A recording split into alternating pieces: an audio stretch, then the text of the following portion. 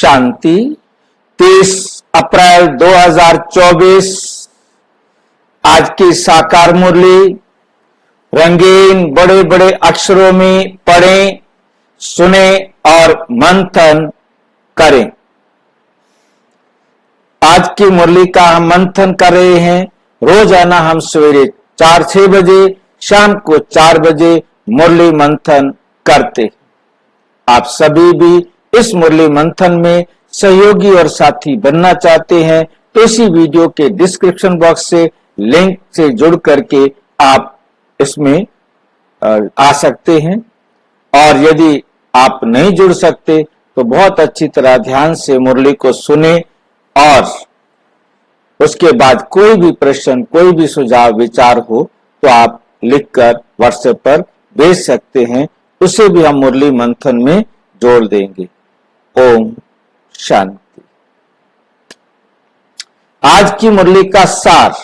मीठा मीठा बाबा कहते मीठे बच्चे,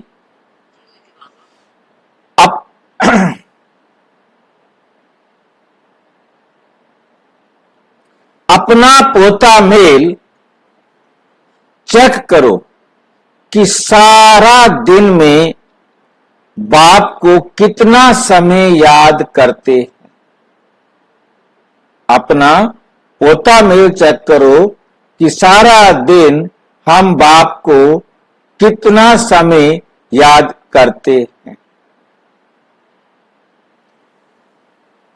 या कोई भूल तो नहीं की, क्योंकि तुम हर एक व्यापारी हो। व्यापारी जो होते हैं वो प्रतिदिन अपना पोता मेल जो है ना चेक करते कि कहीं कोई घाटा तो नहीं हुआ। और इसीलिए हमें भी व्यापार करना है बाबा के साथ, तो हमें भी अपना रोजाना पोता मेल देखना है कि कहीं हमारा जो व्यापार चल रहा है वो फायदे का है या घाटे का है। प्रश्न, कौन सी एक मेहनत अंतर्मुखी बन करते रहो तो अपार खुशी रहेगी? कौन सी एक मेहनत अंतर्मुखी बन के करते रहो तो अपार खुशी रहेगी? उत्तर, जन्म जन्मांतर जो कुछ किया है, जो सामने आता रहता है, उन सब से बुद्धि योग निकाल सतो प्रधान बनने के लिए बाप को याद करने की मेहनत करते रहो। जन्म जन्मांतर जो कुछ किया, अब हमें पता ही नहीं है हमने किस जन्म में क्या किया होगा, तो उसका कैसे पता लगेगा भाई? क्या कहता है बाबा हमें? जन्म जन्मांतर हमने कुछ किया, कैसे पता लगेगा? किया किए का कैसे पता लगेगा? हम क्या कब क्या करके? हाँ जी,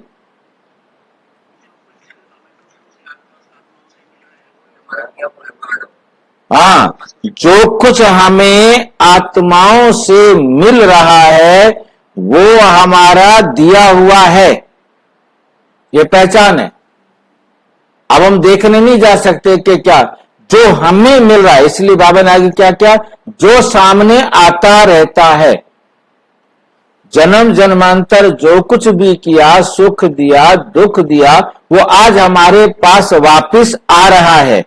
जब वो वापिस आ रहा है तो उसको हमें देखना है कि वो हमें क्या मिल रहा है। अब मिल रहा है, मेरा दिया हुआ मिल रहा है, तो उन सबसे बुद्धि योग निकालना है। मेरा दिया हुआ मुझे मिल रहा है, उन सबसे मुझे अपना बुद्धि योग निकालना है। अब उनसे बुद्धि योग निकालने का क्या मतलब होगा? कोई सुख दे रहा है, ओम शांति। कोई दुख दे रहा है, ओम शांति। सुख दे रहा है, प्रभावित होने की जरूरत नहीं है। दुख दे रहा है तो दुखी होने की जरूरत नहीं है। यह है न्यारी प्यारी अवस्था में आना। दुख दे रहा है तो भी ठीक है, सुख दे रहा है तो भी ठीक है।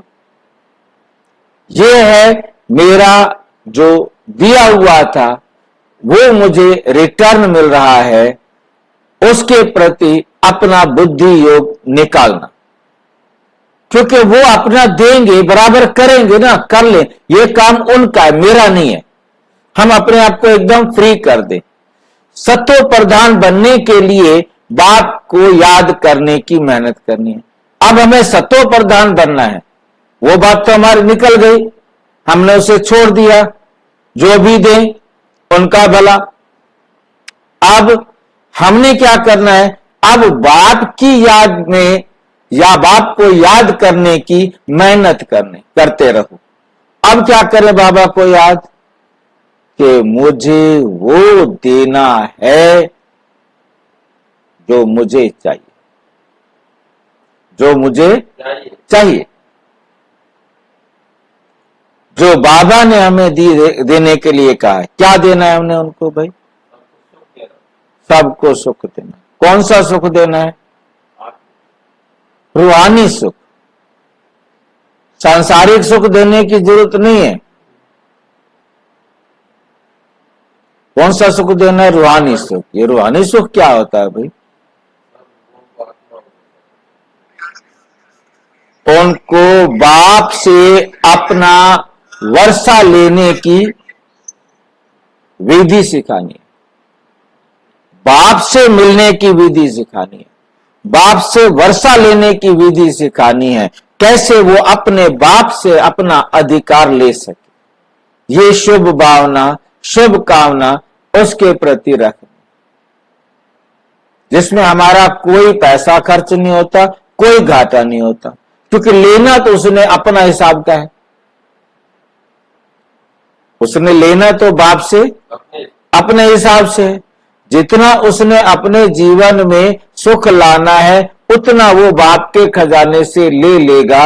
मैंने सिर्फ देने के निमित्त रहना है, लेना ना लेना वो उस आत्मा का काम। इस बात से भी बहुत बड़ा दुख होता है कि मैं इतना समय से कह रहा हूं, चल, मैं इतने समय से समझाने की कोशिश कर रहा हूं, ये समझती नहीं है, भाषण करते फिरते हैं। मतलब कहने का ये दूसरों को कहते हैं, मैं इतना कहता हूं सेंटर पे चल, सेंटर पर चल, चलती नहीं है या चलता नहीं है। कैसे चलेगा, कैसे जाएगी? उसने जाना है अपने पाठ के अनुसार, चाहे वो कोई भी हो। मेरा फर्ज है मैं मनसा सेवा, वाचा सेवा, कर्मणा सेवा उसके साथ ऐसा व्यवहार करूं जो उसको लगे कि मुझे जाना चाहिए, क्योंकि उसे अच्छा लगे कि हाँ, इनके वहां जाने से इसके जीवन में परिवर्तन आया है, तो उसके जीवन में भी परिवर्तन आएगा। चारों तरफ से बुद्धि हटानी। ये तो हो गया जिनके साथ रोजाना हमारा गहरा हिसाब किताब है। अब चारों तरफ, चाहे वो पड़ोसी हैं, गांव वाले हैं, ऑफिस वाले हैं, किसी भी प्रकार से संबंध संपर्क में आने वाले हैं, चाहे सेंटर के भाई बहने हैं, चाहे कोई वस्तु, उन सब से बुद्धि हटाए अंतर्मुखी बनना है। मुझे उनमें बुद्धि नहीं फंसानी, मुझे अंतर्मुखी बनना है। मीन्स केवल और केवल मैंने स्वयं को चेक करना है कि मेरे से तो कोई गलती नहीं हो रही। और वो चेक करने के लिए चश्मा भी कौन सा लगाना है? चश्मा दिया है बाबा ने।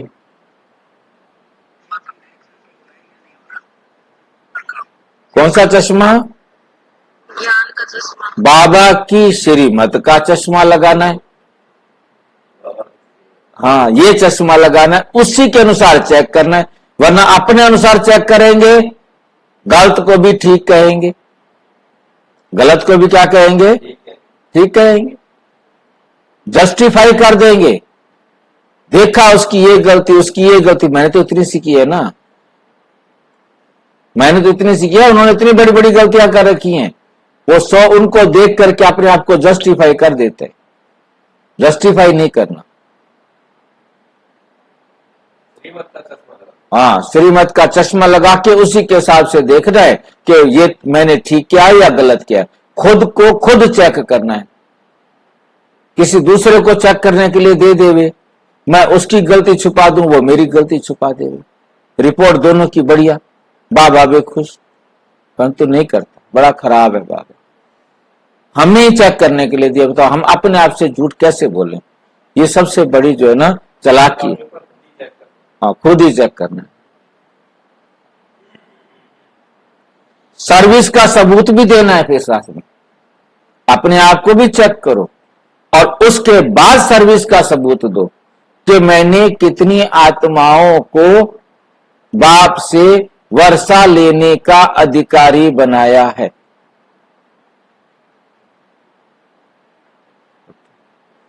तब अपार खुशी रहेगी। इतने सारे काम करने, कहता है 1 घंटा पढ़ने आ जाओ बस। 1 घंटा पढ़ने से छुट्टी हो जाएगी? 24 घंटे लगे रहो। ये 1 घंटा 24 घंटे लगे रहने के लिए है। कोई काम करें, क्या करें? करते रहो, करते रहो। ठीक। ओम शांति। बाप बैठ बच्चों को समझाते हैं। ये तो बच्चे जानते हैं कि रूहानी बाप रूहानी बच्चों को बैठ समझाते हैं। रूहानी बाप हुआ बेहद का बाप। रूहानी बाप है सबका बाप है। रूहानी बच्चे भी है हुए बेहद के बच्चे। ये सबके बच्चे, हम भी नहीं, बेहद के बच्चे। बाप तो चलो रूहानी बाप है, सबका बाप है। रूहानी बच्चे भी बेहद के बच्चे हैं।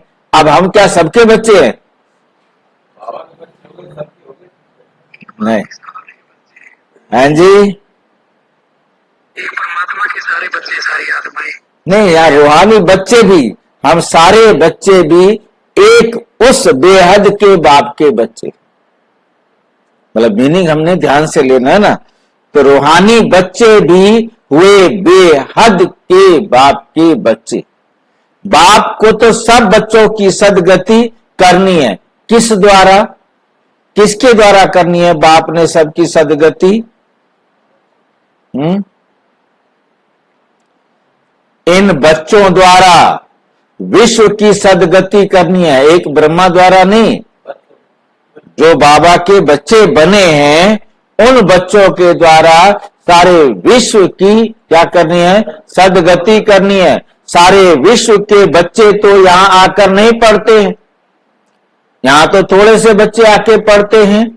नाम ही है इसका ईश्वरीय विश्वविद्यालय। तो सबको आके पढ़ना चाहिए, क्योंकि जब ये साकार मूल्य चल रही थी तब विदेशों में अभी इतनी सर्विस नहीं हुई थी। मुक्ति तो सबकी होती है। मुक्ति का हो, जीवन मुक्ति का हो।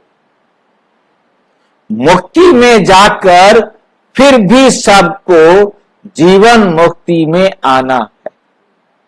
पहले जाना है मुक्ति में, फिर किस में आना है?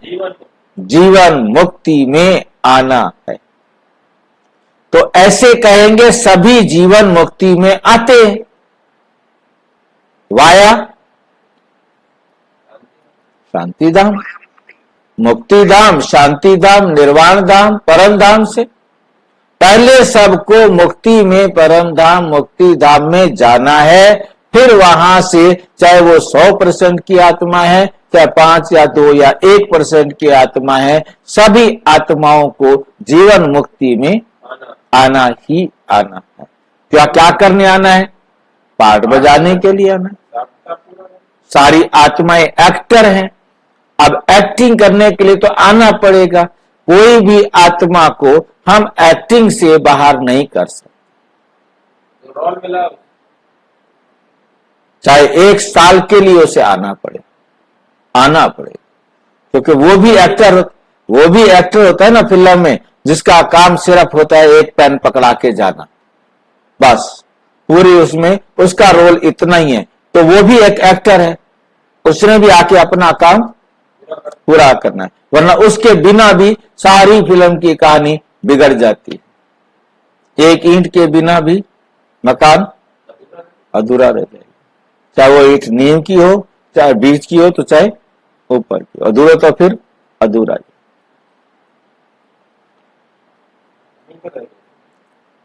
एक दो के पीछे आना ही है, जैसे जैसे जिसका पार्ट आता जाएगा वो आता जाएगा पार्ट बजाने के लिए। तब तक जब तक पार्ट नहीं आता तब तक मुक्ति धाम में ठहरना पड़ता है। बच्चों को अब रचयिता और रचना का मालूम पड़ गया है, ये सारी रचना अनादि है। रचयिता तो एक ही बाप है, ये जो भी सभी आत्माएं हैं सब बेहद के बाप के बच्चे हैं। जब बच्चों को मालूम पड़ता है तो वही आकर योग सीखते हैं। ये भारत के लिए ही योग है। बाप आते भी भारत में हैं, भारतवासियों को ही याद की यात्रा सिखलाकर पावन बनाते हैं। बाबा आकर क्या सिखलाते हैं? वो क्या बला होती है ये याद की यात्रा? अपने आप को हर सेकंड सुधारना, चढ़ती कला में जाना, तब तो हम याद की यात्रा में हैं। और यदि हमने एक सेकंड नहीं सुधारा तो रुक गए। बाबा कहेगा ये रुकती कला वाला बच्चा है, चढ़ती कला वाला नहीं। और नीचे गिर गया तो गिरंती, भगंती, ऐसे ऐसे शब्द भी ढूंढ के लाके रखे हुए हैं बाबा ने। और ऐसी बातें रोजाना पढ़ा पढ़ा करके बुद्धि में भर दिया, ग्रंथि भगंती हो जाएंगे। औरों को सुनंती, है ना?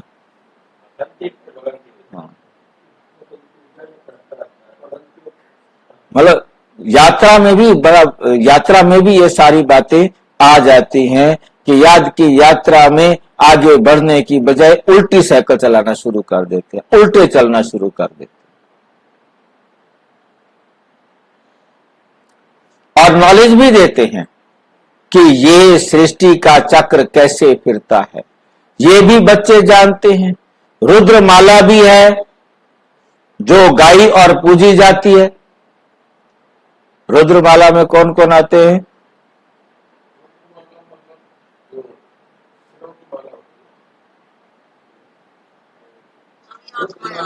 उसमें सारी आत्माएं आती हैं भाई, आत्माओं की होती है। वो होती है रुंडमाला। शब्द में थोड़ा सा अंतर याद रखो ना, रुद्रमाला है और एक है रुंडमाला, है ना? दोनों आती हैं, दोनों ही शिव बाबा के गले का हार बनती है। वो बनती हैं जब परम धाम जाना होता है उस समय रुद्रमालाएं, और रुंडमालाएं कब बनती हैं? जब बाबा आता है। जब आता है तो सारी रुंडमालाएं शिव बाबा के गले का हार बनती जाती है ना? और वापस घर जब जाना है तो आत्माओं ने जाना, सारी आत्माओं ने एक साथ घर जाना। हाँ, रुंडमाला मतलब लास्ट सेकंड से पहले होती है रुंडमाला और आखिरी सेकंड में बन जाती है रुद्रमाला। आखिरी सेकंड में रुद्रमाला, क्योंकि सारी आत्माएं होती हैं। उससे पहले क्या है? सभी जीव आत्माएं। आखिरी सेकंड जो लास्ट सेकंड है सारी क्या है? रुद्र आत्माएं, ओनली आत्माएं, सबसे बाबा के गले का हार और परम धाम में। और उससे एक सेकंड पहले सारी क्या है? रुंडमालाएं, जीव आत्माएं, वो भी शिव के बच्चे ब्रह्मा के थ्रू। ब्रह्मा के थ्रू क्या बने? शिव के बच्चे बने, वो है रुंडमाला। क्योंकि एक 4999 साल वाली लाइन बड़ी वंडरफुल है कि एक साल पहले ही लास्ट आत्मा परम धाम से आएगी, वो आत्मा भी शरीर लेगी और वो आत्मा भी शिव बाबा के गले का हार बनेगी। जब तक सारे के सारे ना आए, वो एक आत्मा भी शिव बाबा के गले का हार ना बने, तो तब तक वो सारी रुंडमाला तैयार नहीं।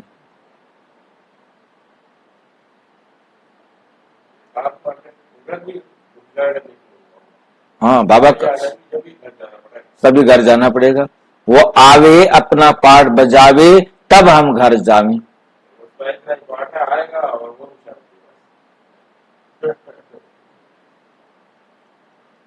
भक्तमाला भी है।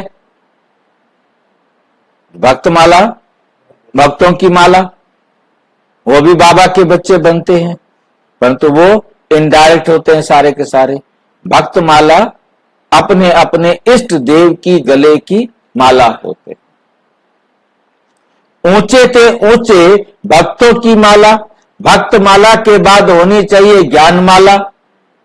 वो बच्चे जो ज्ञान को अच्छी तरह अपने जीवन में धारण करते हैं। भक्ति और ज्ञान है ना, भक्त माला भी है तो रुद्र माला भी है, पीछे फिर रुंड माला कहा जाता है, क्योंकि ऊंच ते ऊंच मनुष्य सृष्टि में है विष्णु। ये बात समझने वाली है। ऊंच ते ऊंच मनुष्य सृष्टि में है विष्णु। अब समझ में आई ये बात?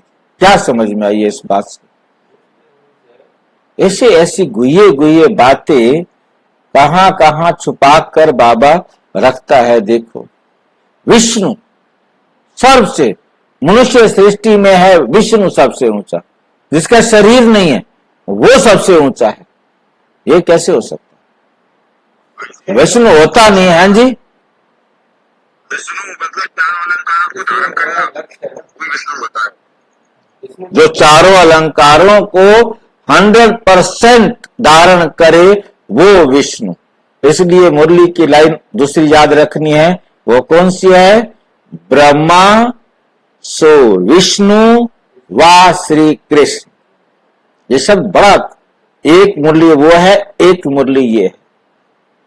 ब्रह्मा सो विष्णु वा श्री कृष्ण। कितना मतलब, कृष्ण की आत्मा ही जब ब्रह्मा से विष्णु बनती है तो वो श्री कृष्ण बनती है। क्या ब्रह्मा की आत्मा का कहो, जब वो विष्णु कंप्लीट संपूर्ण, और जो झाड़ के चित्र में लास्ट में दिखाया है कि ऊपर ब्रह्मा खड़ा है, साइड में कमल का फूल है, जब वो कमल फूल समान पवित्र बनता है, चारों अलंकार अपने में 100% धारण कर लेता है, सफल हो जाता है, तब वो विष्णु व श्री कृष्ण बनता है। विष्णु बने मतलब समझो कि श्री कृष्ण बन गया। तो विष्णु व श्री कृष्ण, क्या कमाल के जो है ना शब्द है। बाबा कहां कहां उन शब्दों को संभाल के रखता है।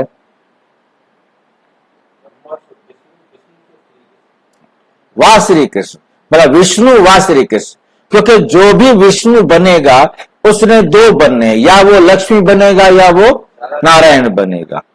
तो पहला पहला बच्चा जो संपूर्णता को प्राप्त करता है, आत्मा संपूर्णता को प्राप्त करती है, वो ब्रह्मा।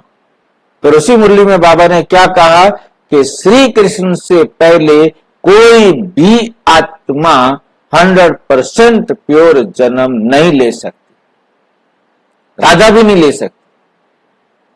वो भी चाहे उसके कुछ सेकंड, कुछ मिनट, कुछ दिन के बाद जन्म हो, उसका भी जन्म बाद में होगा। तो सबसे पहले कृष्ण का ही पवित्रता से जन्म होता है, फिर राधा का जन्म होगा, फिर दूसरों का जन्म होगा।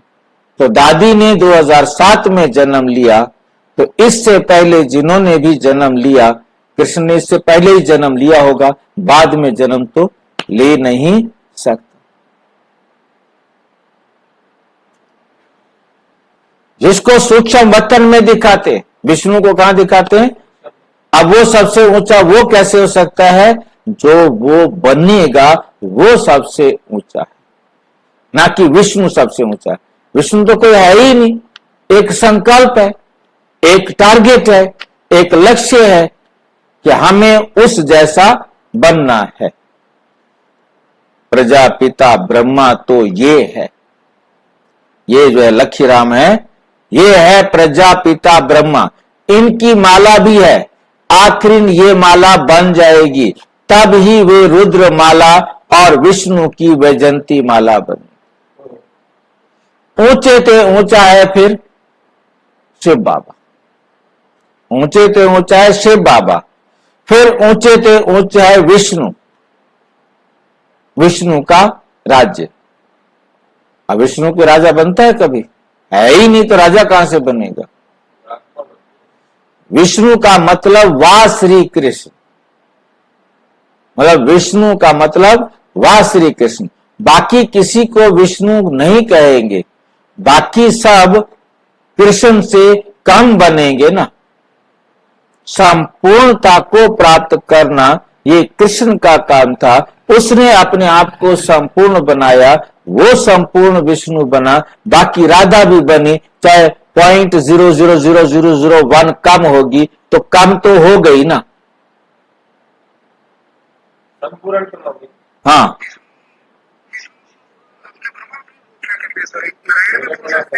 हाँ जी, विष्णु को नारायण भी बोल सकते हैं। मुरली के शब्द ये नहीं है ना भाई जी। मुरली क्योंकि वो कल क्वेश्चन यही था ना कि श्री कृष्ण सबसे सर्वोत्तम बनता है, इसलिए पहला सबसे वो है। नारायण को तो 35 साल निकल जाते हैं। हाँ मेंटेन किया तो बराबर क्वालिटी है, उस वे में पूछ रहा था। नहीं, नारायण नहीं है। देखिए, बाबा विष्णु हर एक सभी विष्णु बनेंगे, चाहे वो लक्ष्मी बने या नारायण बने, बाकियों के लिए आता है। परंतु कृष्ण के लिए ये मुरली जो ना, मैं शाम वाली क्लास में आपको दिखा दूंगा, मुरली को मैं ले आऊंगा। तो मतलब कहने का यह है कि जो बाबा ने कहा ब्रह्मा सो विष्णु व श्री कृष्ण, ये वंडरफुल शब्द है, मेरे को याद आ रहे हैं। और मुरली अलग से रखी हुई है उसको, तो मुरली शाम को दिखा दूंगा, अभी निकालने में टाइम लगेगा। तो शाम को अगली क्लास में कर लेंगे। मतलब मेरा कहने का यह है कि ये बात बहुत क्लियर समझ में आ रही है कि एक शब्द से कितना मतलब बदल जाता है। शोभा के लिए भक्ति में कितने चित्र बनाए हैं, परंतु ज्ञान कुछ भी नहीं। तुम जो चित्र बनाते हो उनकी पहचान देनी है तो मनुष्य समझ जाए, नहीं तो शिव और शंकर को मिला देते। ये हम ही बता पाते, हमें बाबा ने समझाया, हमें समझ में आया है, वरना तो वो खिचड़ी बना दे। बाबा ने समझाया है, सूक्ष्म वतन में भी सारी साक्षात्कार की बात है। हड्डी मांस वहां होता ही नहीं, साक्षात्कार करते हैं। संपूर्ण ब्रह्मा भी है, परंतु वे है संपूर्ण अव्यक्त। अभिव्यक्त ब्रह्मा जो है उनको अव्यक्त बनना है। देखो कितना क्लियर उसी के मुंह से बोल रहे हैं।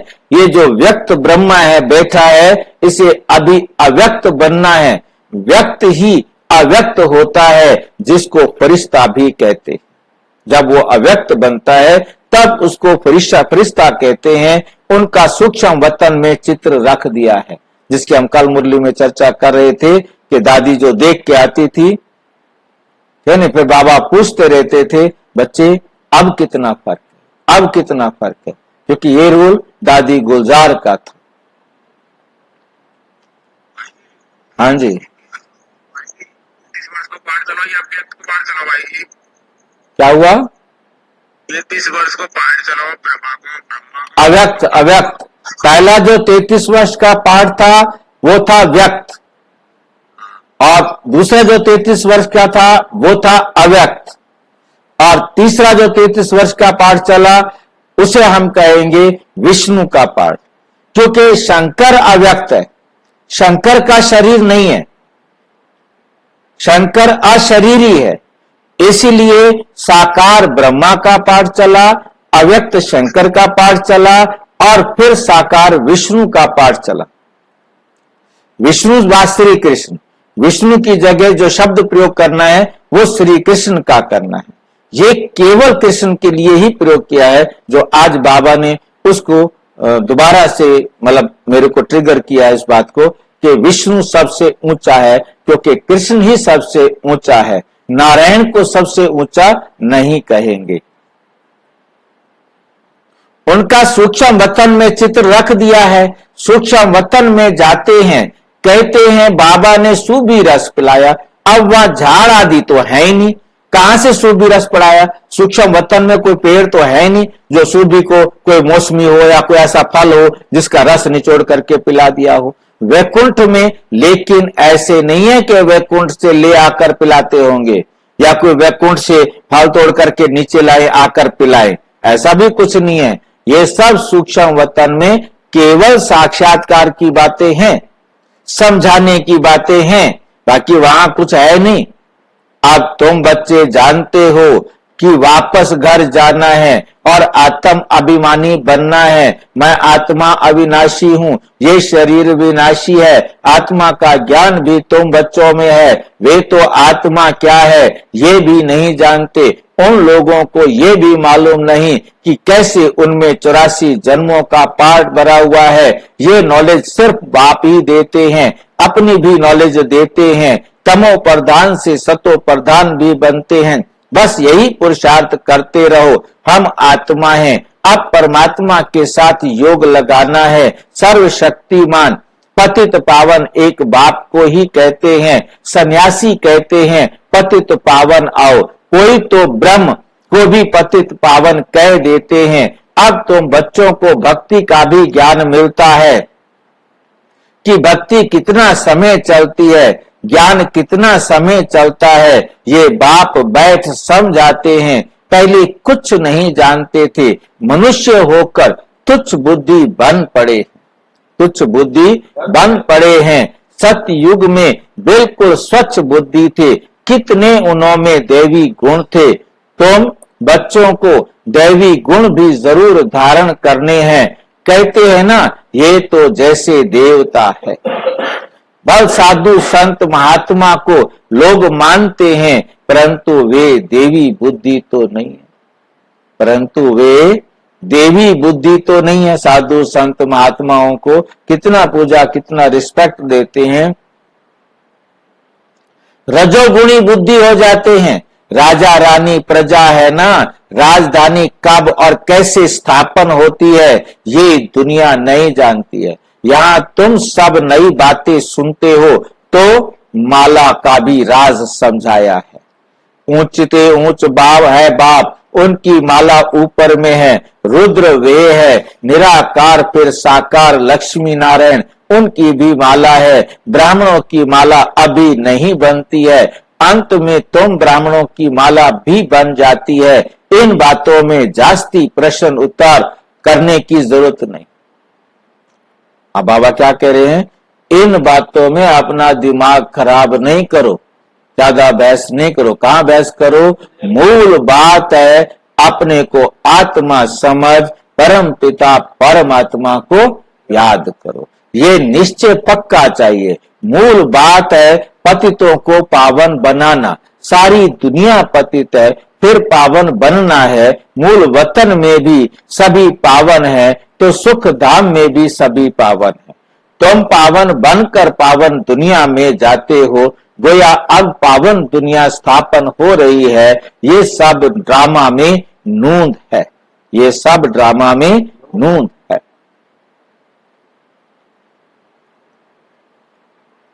बाप कहते हैं सारे दिन का पोता मेल देखो, कोई भूल तो नहीं हुई। व्यापारी लोग मुरादी संभालते हैं, ये भी कमाई है। तुम हर एक व्यापारी हो, बाबा से व्यापार करते हो, अपनी जांच करनी है। हमारे में कितने देवी गुण हैं, कितना बाप को याद करते हैं, कितना हम अशरीरी बनते जाते हैं। हम अशरीरी आए थे, फिर अशरीरी बनकर जाना है। अभी तक सब आते ही रहते हैं, बीच में जाना तो एक को भी नहीं है।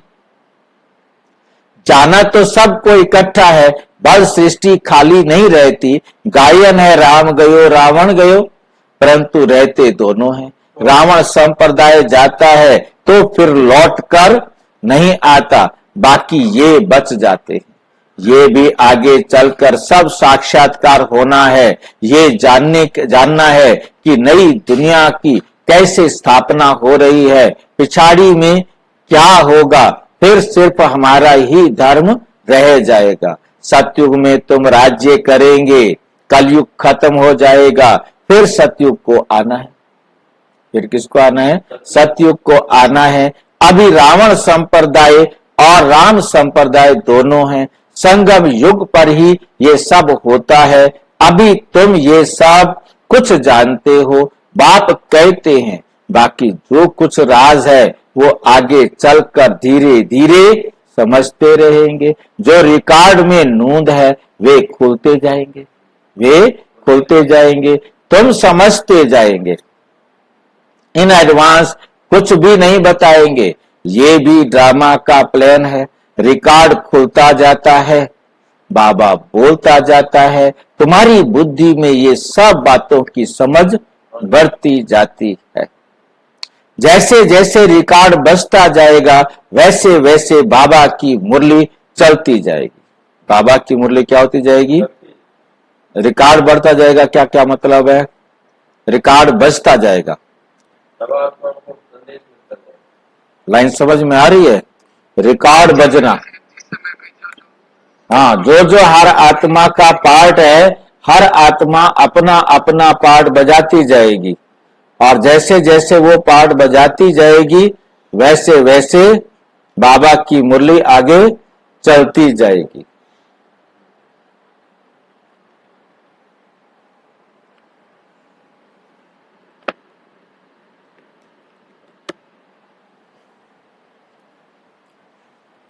हर चीज मतलब जैसे टेप चलती जाती थी, गाना आगे निकलता जाएगा ना। ड्रामा रिकॉर्ड क्यों कहा? उस टाइम रिकॉर्ड हुआ करते थे, जिस टाइम में मुरली चली तब ये टेप वगैरह नहीं होती थी। एक वो काली प्लेट सी होती थी, है ना, उसको रिकॉर्ड कहा जाता था। वो रिकॉर्ड चलता रहता। क्या? कैसेट नहीं होती थी भाई, सिर्फ रिकॉर्ड होता था प्लेन थाली की तरह। फिर उसको थाली बाजा भी बोलते थे। हाँ, वो घूमती रहती थी, उस पर एक सुई रखी जाती थी। जैसे जैसे रिकॉर्ड बजता जाएगा वैसे वैसे बाबा की मुरली चलती जाएगी। ड्रामा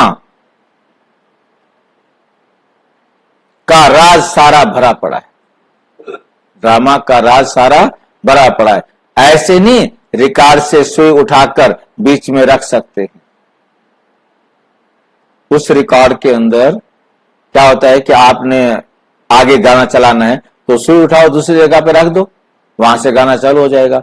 आप दोबारा सुनना चाहते हैं तो सुई को उठाकर फिर इधर रख दो तो चल जाएगा। क्योंकि हमारे पास ये रिकॉर्ड प्लेयर था, सुई होती थी, सुई को फिर उसको चौंच बना दो तो सही आवाज आती थी, उसको घिसाना पड़ता था। तो मतलब उसका बाबा कहते ये वो नहीं है कि आप दोबारा चला दो उसको उठा के बीच में से। 2 लाइन सुन ली, वही 2 लाइन आप दोबारा सुनना चाहते हो तो आप उसको उठा करके पीछे रख दो तो फिर से दोबारा वही लाइनें आ जाएंगी। परंतु यहां कोई सुई उठा नहीं सकता। हमारे इस नाटक में, ड्रामा में आगे पीछे 1 सेकंड भी कोई नहीं कर सकता। ऐसे नहीं कि रिकॉर्ड से सुई उठाकर बीच में रख सकते हैं, आगे भी नहीं कर सकते, पीछे भी नहीं कर सकते। ड्रामा अपने हिसाब से चलता रहता है। तो वे रिपीट हो नहीं, वे भी फिर वही रिपीट होगा, नई बात नहीं है ये। नई बात बाप के पास जो नई बात होगी वो रिपीट होगी। ये क्या कह रहे हैं बाबा? बाप के पास जो नई बात होगी वे रिपीट होगी। ये 2 विरोधी बातें एक साथ क्यों दी हैं बाबा ने? क्योंकि जो कुछ भी बाबा कर रहे हैं वो 5000 साल में पहली बार कर रहे हैं। एक शब्द है नथिंग न्यू, एक शब्द है एवरीथिंग न्यू। 5000 साल के अंदर जो कुछ भी होता है वो एवरीथिंग न्यू, और जो 5000 साल के बाद होता है वो होता है नथिंग न्यू। ये याद रखना है, ये याद रखना। तुम सुनते और सुनाते जाएंगे, बाकी सब गुप्त है। बाकी सब क्या है? गुप्त है। राजधानी स्थापन हो रही है, सारी माला बन रही है, अलग अलग जाकर राजाई में तुम जन्म लेंगे, राजा रानी प्रजा सब चाहिए। ये सब बुद्धि से काम लेना पड़ता है। प्रैक्टिकल में जो होगा सो देखा जाएगा। जो यहां से जाते हैं वो अच्छे साहूकार के घर में जाकर जन्म लेते हैं। अभी तो तुम्हारी वहां बहुत खातिरी होती है। इस समय भी रत्न जड़ित चीजें सबके पास रहती हैं, परंतु उनमें इतनी पावर नहीं है। पावर तुम्हारे में है तुम जहां जाएंगे वहां अपना शो करेंगे। तुम तो ऊंच जानते हो तो तुम जाकर वहां देवी चरित्र दिखाएंगे। आसुरी बच्चे जन्मते ही रोते रहे, गंदे भी होते हैं। तुम तो बड़े कायदे सिर पलेंगे। तुम तो सतयुग में देवता पैदा होंगे ना, तो तुम तो बड़े कायदे से पलेंगे। गंध आदि की बात ही नहीं। आजकल के बच्चे तो गंदे हो पड़ते हैं। सतयुग में ऐसी बात हो ना सके, फिर भी हेवन है ना, स्वर्ग है भाई, वहां बांस आती नहीं, बदबू नहीं आती। दादी प्रकाशमणि ने भी यही बात कही कि दादी गुलजार दादी ने पूछा कि गर्भ में कैसा लगता है, तो दादी कहती है क्या पूछती है बाबा ये। बाबा कहते अच्छा मैं इसको इमर्ज कराता हूं। फिर ब्रह्मा बाबा ने या शिव बाबा ने, जो भी कहो, बाप दादा ने उनको इमर्ज कराया। तो दादी प्रकाशमणि कहती है मैं गर्भ में जाती हूं, गर्भ से आती हूं, मुझे तो कोई बदबू नहीं आती। बांस पर ये ना, बांस बदबू, दुर्गंध नहीं आती। इसका मतलब ये गर्भ महल हुआ ना, मतलब गर्भ महल के बारे में जिक्र किया, मतलब ये गर्भ महल हुआ ना, मतलब दादी को ये राज स्पेशल खोला गया, क्योंकि बाबा को मालूम है कब कौन सा राज खोलना है ना। तो दादी गर्भ महल में गई है, जन्म लिया है उसने, तो उसके बाद बाबा ने कहा कि अब ये बच्ची भूल जाएगी, भूल गई, और उसके बाद उसका जिक्र नहीं हुआ। कहने का मतलब ये है कि ये सूक्ष्म वतन में दादी गुलजार ने दादी प्रकाशमणि से पूछा कि आपको गर्भ में कैसा लगता है। इस संदेश में बकायदा आया, तो मतलब गर्भ महल का राज कितना क्लियर खोला। अब यहां पर बांस आती नहीं, दादी को बांस नहीं आती, मतलब कितना क्लियर है कि कृष्ण का जन्म हो चुका है। जो कहना पड़े अगरबत्ती जलाओ, अब तो घर में कुछ होता है ना, तो डेथ हो जाए, कोई ऐसा बच्चा पैदा हो जाए, दवाइयां सवाइयां ज्यादा इस्तेमाल हो जाए, कोई बीमार शिमार हो जाए, तो फिर क्या कहते हैं अगरबत्ती जला के रखो, जरा खुशबू हो। आजकल तो क्या आ गए हैं, परफ्यूम आ गए हैं अलग अलग प्रकार से। और यहाँ के फूलों में इतनी खुशबू ही नहीं है नहीं, वहां तो हर एक चीज में 100% खुशबू रहती है, यहाँ तो 1% भी नहीं। वहां तो फूल भी फर्स्ट क्लास होंगे, यहाँ भल कोई कितना भी साहूकार हो तो भी इतना नहीं। वहां तो किस्म किस्म की चीजें होंगी, बर्तन आदि सब सोने के होंगे। जैसे यहाँ के पत्थर वहां फिर सोना ही सोना, जैसे यहाँ पत्थर है ना, वहां फिर क्या होता है, सोना ही सोना। रेती में भी सोना होता है, रेत में भी क्या होता है, सोना होता है। अब दुनिया समझते रेत में भी सोना है। अब ये लाइनें जाएंगी, इन्हीं लाइनों के आधार पर जो पढ़ के जाएंगे वहां शास्त्रों में लिखेंगे। विचार करो कितना सोना होगा जिससे मकान आदि बनेंगे। वहां ऐसी मौसम होगी, ना सर्दी ना गर्मी। वहां गर्मी का दुख नहीं जो पंखे चलाने पड़े, वहां सदा बाहर मौसम रहता है। क्यों रहता है सदा बाहर मौसम, कौन बताएगा? वहां क्यों रहता है सदा बाहर मौसम? जो अब अपने एक्सिस पे टिल्ट हो रखा है उसका बैलेंस हो जाएगा, तो वो जो सूर्य की किरणें, धरती जो अब 23.5 डिग्री पर झुक गई है, वो धरती जो है बैलेंस्ड हो जाएगी, एकदम सीधी हो जाएगी, और कर्क रेखा मकर रेखा खत्म हो जाएगी, और सदा व हमेशा एक जैसा मौसम रहेगा। और धरती वहां होगी जहां सदा बाहर मौसम एक जैसा रहे।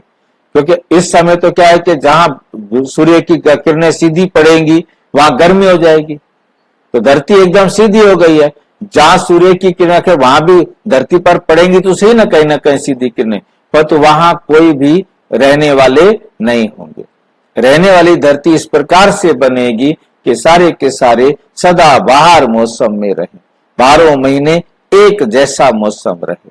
और चंद्रमा भी रात होते ही चंद्रमा निकल आए, दिन होते ही सूरज निकल आए। सूरज छिपे तो चांद बाहर, चांद छिपे तो सूरज बाहर, दोनों का टाइम इक्वल हो जाएगा। रात होती नहीं। हाँ, मतलब अंधेरा, मतलब ये दो बत्तियां है ना, वहां गर्मी का दुख नहीं जो पंखे चलाने पड़े, उसका नाम ही नहीं है, नाम ही है स्वर्ग। वहां अपार सुख होता है। तुम्हारे जैसा पदम भाग्यशाली कोई बनते ही नहीं। लक्ष्मी नारायण की कितनी महिमा गाते हैं, उनको जो ऐसा बनाते हैं उनकी कितनी महिमा चाहिए। पहले होती है व्यभिचारी भक्ति, फिर देवताओं की भक्ति शुरू होती है। वे भी भूत पूजा करे कहेंगे। शरीर तो वे है नहीं, 5 तत्वों की पूजा होती है। शिव बाबा के लिए तो ऐसे नहीं कहेंगे। पूजा करने के लिए कोई चीज का वह सोने आदि को बनाते हैं। छोटा सा क्वेश्चन था, हाँ जी, एक छोटा सा क्वेश्चन था, आंसर टाइम का मतलब चाहे बाद में दे देना। इसमें जैसे अभी कई बार पहले भी आया स्वर्ग का जो सीन दिखाते हैं ना, तो अभी भी दिखाया वहां पे ये नहीं होगा ये नहीं होगा। तो इसमें मेरा एकदम कई बार तो ये आता है कि जो शिव बाबा है, शिव बाबा तो स्वर्ग स्थापन होते ही ब्रह्म अवस्था में आ गया, मतलब शरीर में था ही नहीं। तो ये देखा कितने, ये टेम्पटेशन है क्या भाई जी? मतलब इतना सुनना सुनना एक्चुअली जब आता स्टेज पे तो सुनना हो से पत्थर का असर लगेगा। दूसरा वो इतना सीन दिखाते हैं तो या तो ये पता ये मैं समझ में नहीं आया कि मतलब ये शिव बाबा तो देखा ही नहीं, उनको कैसे पता? शिव बाबा ने कभी गुलाब जामुन नहीं खाया, वो अभोक्ता है। शिव बाबा ने कभी गुलाब जामुन नहीं खाया, कभी कोई कड़वी चीज नहीं खाई, अभोक्ता है। परंतु उसके बाद भी वो सर्वज्ञ है, वो सब कुछ जानता है। वो हमारे मन के अंदर क्या है नहीं जानता है, परंतु इन जनरल वो सब कुछ जानता है। बाबा कहते मैं तुम्हारे मन को नहीं पढ़ने के लिए बैठता हूं। ये ड्रामा का सारा जो प्रिंसिपल एक्टर है वो सारे के सारे राज को जानता है, परंतु वे भोगता नहीं। वो हमारी तरह नहीं, उसमें और हम में यही सबसे बड़ा अंतर है ना। शिव बाबा को किसी भी प्रकार का, बाबा भोगता ही नहीं है तो, परंतु जानता है, ही नोज एवरीथिंग ना। इसलिए बाबा ने झाड़ के चित्र में, मैंने आपके साथ चर्चा किया था कि झाड़ के चित्र में बहुत क्लियर दिखाया गया, साथ में एक बीज बना के, कि मेरे में झाड़ का राज है, मेरे में झाड़ नहीं है, मेरे में झाड़ नहीं है, मेरे में झाड़ का राज जो है समाया हुआ है। दुनिया वालों ने समझ लिया कि परमात्मा जो है, परमात्मा में सारा संसार है, परंतु परमात्मा कहते मेरे में सारा संसार नहीं है, मैं सारे संसार का सारा राज जानता। ठीक है कि नहीं? तो बाबा टेम्पटेशन तो देता है, शिव बाबा टेम्पटेशन देता है, परंतु वो जानता है। ब्रह्मा बाबा को पहले दिन बुद्धू बना दिया कि तुम अपना तन मन धन मुझे दे दो, मैं तुम्हें नारायण बना दूंगा। वो बेचारे ने सारा उठा के दे दिया, ये ले भाई बना मुझे नारायण। अब ये नहीं पता था कि उसके बाद पूरा 100 साल लग जाएगा। हाँ जी, ऐसे याद कर दे तो हंसी सी आती है। हाँ, ऐसा बुद्धू बनाया तो कमाल कर दिया उसको। ऐसा बाबा मुरली में भी कहते हैं कि राह वेंदे ब्राह्मण फात्यो, मैं अपने रास्ते पर चल रहा था, कहां फंस गया। मतलब ये सारे ट्रिक्स, सारी चीजें, अब क्या शिव बाबा उस टाइम नहीं जानता था कि इसको कितना टाइम लगेगा? और सारे भाई बहनों को कहा बस ये आखिरी दिवाली है, अगली दिवाली तो हम सत्युग में मनाएंगे। तो कितनी दिवालियां निकल गई है नहीं। अब हमें मजा आता है कि कैसे बुद्धू बना के, अब हम तो सियाने हैं, हमें तो सारा पता लगता जा रहा है। उनको तो देखो ना, एक एक बात बेचारों को समझनी पड़ी, कितनी मेहनत करनी पड़ी। मतलब सारी बैक को देख करके मतलब क्या लगता है कि बाबा सब कुछ जानते हुए क्या पहले दिन नहीं जानता था कि आत्मा छोटी सी एक बिंदी है? पहले दिन बता देता। मेरे पास कोई कोर्स करने आता है, मैं उसको पहले दिन बता देता हूं आत्मा को इतनी छोटी है जो इन आंखों से देखी नहीं जा सकती। परंतु तब बाबा ने कहा वो अंगूठे मिसल है, फिर मटर मिसल है, फिर सरसों मिसल है, फिर राई मिसल है, फिर वो बढ़ के पेड़ के बीज के बराबर है, और फिर आके कह दिया डॉट है। इसमें 26 साल 27 साल लगा दिए, थोड़ी बात है क्या? कितना पेशेंस रखा पहली क्लास से उनको इस क्लास तक लाने के लिए।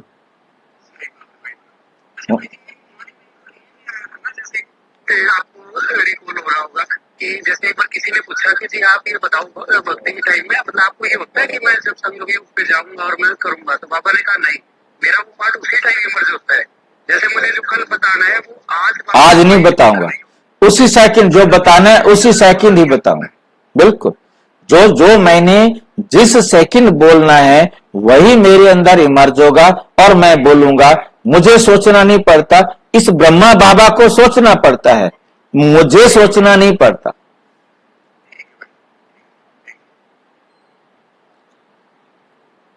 पांच तत्वों की पूजा होती है, शिव बाबा के लिए तो ऐसे नहीं कहेंगे पूजा करने के लिए कोई चीज का व सोने आदि का बनाते हो, नहीं।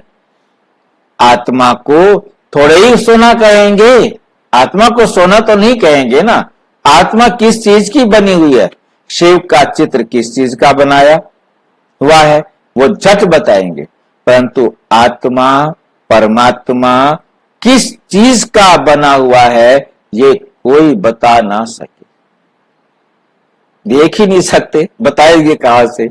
सत्युग में 5 तत्व भी शुद्ध होते हैं और यहां सब अशुद्ध हैं, तो पुरुषार्थी बच्चे ऐसे ऐसे ख्यालात करते रहेंगे। बाप कहते हैं इन सब बातों को भी छोड़ दो, अब इतनी बातें बता भी दी, कहते इन बातों को छोड़ दो, जो होना होगा वो होगा, पहले बाप को याद करो, बाबा की श्रीमत पर चलो, बस चारों तरफ से बुद्धि क्या करो, हटा लो। माम एकम याद करो तो विकर्म विनाश होंगे। जो कुछ सुनते हो उन सब को छोड़ एक बात पक्की करो कि हमको सतो प्रधान बनना है, हमको सतो प्रधान बनना है। फिर सतयुग में जो कल्प कल्प हुआ होगा वही होगा, उसमें फर्क नहीं पड़ सकता।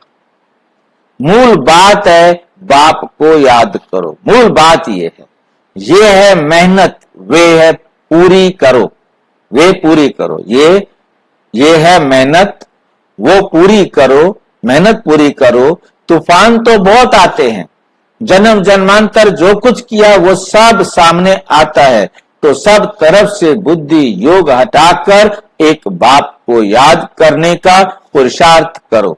अंतर्मुखी होकर तुम बच्चों को स्मृति तो आई सो भी नंबरवार पुरुषार्थ अनुसार। सर्विस से भी मालूम पड़ जाता है, सर्विस करने वालों को सर्विस की खुशी रहती है, जो अच्छी सर्विस करते हैं उनकी सर्विस का सबूत भी मिलता है। सेवा करेंगे, अच्छी तरह करेंगे तो उसका सबूत भी मिलेगा। पंडे बनकर आते हैं कौन महारथी, घोड़े सवार प्यादे, वो झट पता पड़ जाता है। अच्छा, मीठे मीठे सिक्की लदे बच्चों प्रति माता पिता बाप दादा का याद प्यार और गुड मॉर्निंग। रूहानी बाप की रूहानी बच्चों को नमस्ते, हम रूहानी बच्चों की रूहानी बाप दादा को नमस्ते नमस्ते नमस्ते। धारणा के लिए मुख्य सार नंबर 1, दूसरी सब बातों को छोड़ बुद्धि को चारों तरफ से हटाकर सतो प्रधान बनने के लिए अशरीरी बनने का अभ्यास करना है, दैवी गुण धारण करने हैं।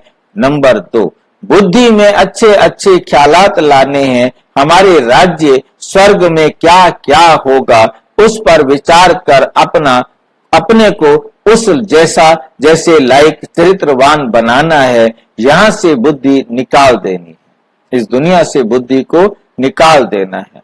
वरदान, सेवा द्वारा मेवा प्राप्त करने वाले सर्व हद की चाहना, हद की इच्छाओं से परे, सदा संपन्न और समान भाव, बाप समान बनो।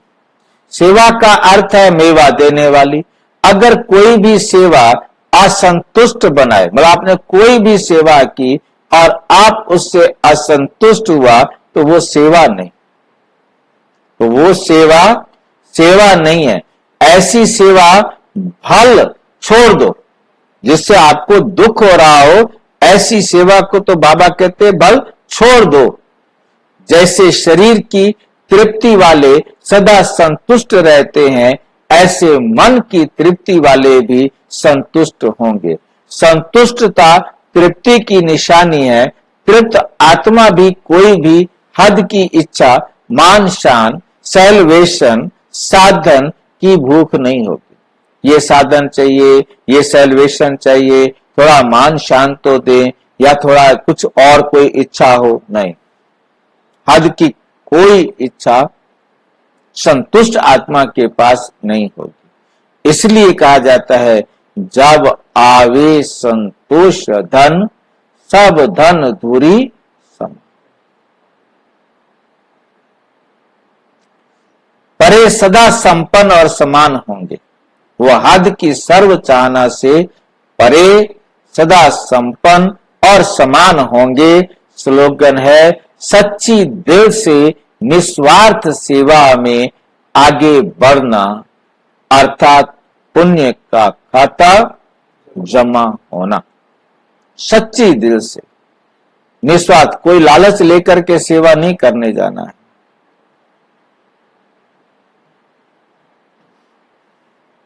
अच्छा, ओम शांति। और विस्तार से जानना हो तो प्रजापिता ब्रह्मा कुमारी ईश्वरीय विश्वविद्यालय के किसी भी सेवा केंद्र पर संपर्क करें। और यदि कोई प्रश्न है तो 9213106986 पर केवल टेलीग्राम करें। 9650692270 पर केवल व्हाट्सएप करें, फोन नहीं।